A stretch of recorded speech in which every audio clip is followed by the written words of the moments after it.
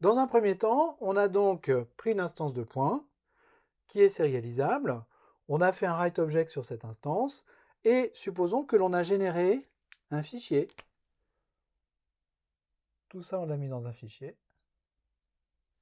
avec un point sérialisé à l'intérieur. Dans ce fichier, j'ai le nom de la classe, le nom des champs et pour chaque champ, la valeur du champ. Ça, c'est une première application. Donc, c'est un premier projet Eclipse, par exemple, qui a permis de générer ce fichier. Maintenant, ce fichier, je vais le prendre et je vais le mettre dans une deuxième application. Deuxième application qui est différente de la première, qui a priori ne connaît pas la première. Pour lire le contenu de ce fichier, on avait un object output stream. On va utiliser un object input stream, qui est une extension d'input stream, qui est une décoration d'input stream, donc qui a besoin d'un input stream constitué pour pouvoir se construire. Et en l'occurrence, comme on a nos données dans un fichier, ça va être une décoration d'un file input stream. Et dans cet object input stream, j'ai une méthode readObject.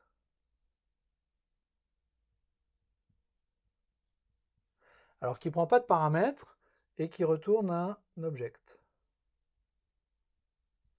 Donc cet objet retourné, il va falloir que je le caste dans un point. Donc il faut que je sache que c'est bien un point que je suis en train de lire, parce qu'en fait l'API, elle, ne va pas me le dire. Comment est-ce que les choses vont se passer? J'ouvre un flux de type Object Input Stream sur mon fichier, je fais readObject. Dans un premier temps, il y a une lecture du nom de la classe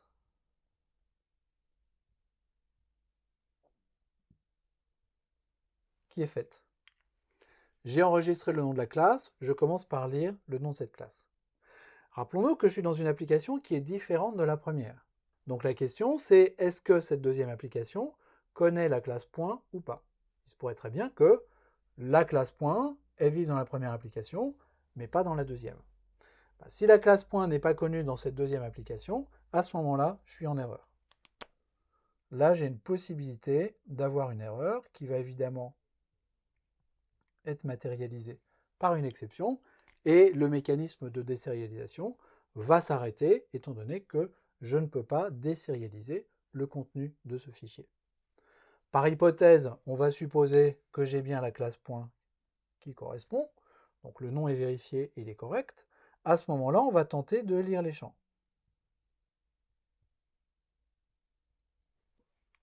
Et là, il y a une deuxième vérification qui est faite. J'ai enregistré dans le fichier que j'avais un premier champ qui s'appelle x et qui est de type int. Donc ici, je vais vérifier que dans la classe point que je possède, il y a bien un champ qui s'appelle x et qui est de type int également. Ce n'est pas parce que j'ai une classe qui porte le bon nom que c'est bien la même classe et que le contenu de cette classe est effectivement identique. Donc il y a une vérification qui est faite sur l'ensemble des champs de cette classe.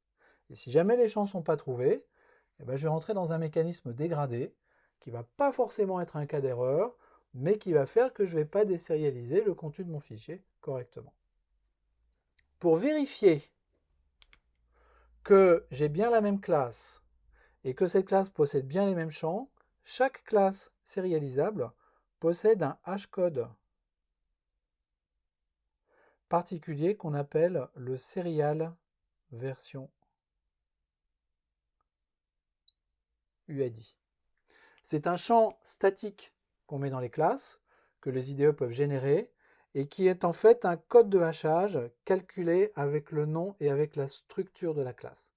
Donc ce code de hachage, il ne va pas être le même si les champs des classes sont différents, si le nom de ces champs est différent et si le type de ces champs est différent. Le hashcode, il est calculé à partir des champs, et chaque champ, c'est un nom et un type. Donc en principe, ce serial version UID, il est assez précis et il permet de qualifier la classe de façon correcte. Et il est enregistré dans le fichier sérialisé, avec le mécanisme de sérialisation. Donc en fait, quand on dit il y a une lecture du nom de la classe, effectivement, il y a une lecture du nom de la classe, la liste des champs elle est vérifiée, mais ce qui est vérifié d'abord, c'est que le serial version UID qui a été enregistré ici correspond bien au serial version UID de la classe que cette application possède.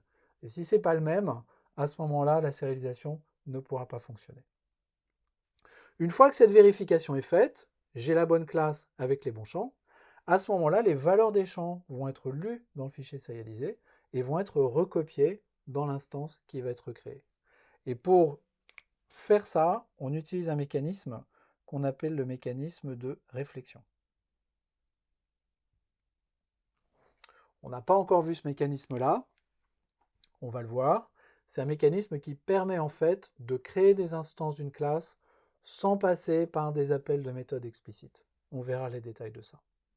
Donc ce mécanisme de désérialisation, première phase, vérification. Deuxième phase, lecture des informations et recréation des instances des objets. Là, on l'a fait dans un cas super simple où on avait juste une classe avec deux champs de type primitif.